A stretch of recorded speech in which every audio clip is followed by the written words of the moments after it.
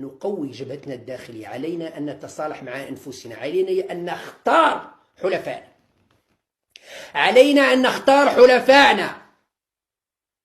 عدو متعلم خير من صديق جاهل، عدو متعلم خير من صديق جاهل.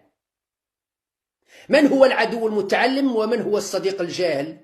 العدو المتعلم هو المغرب، الصديق الجاهل هو موريتانيا.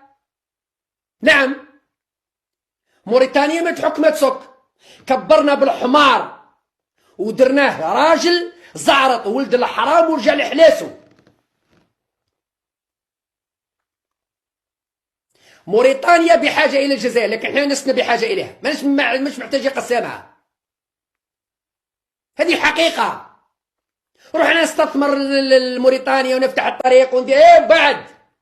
موريتانيا صديق جاهل وغبي، والصديق الجاهل والغبي يفعل بنفسه ما لا يفعل العدو بعدو ويضرني.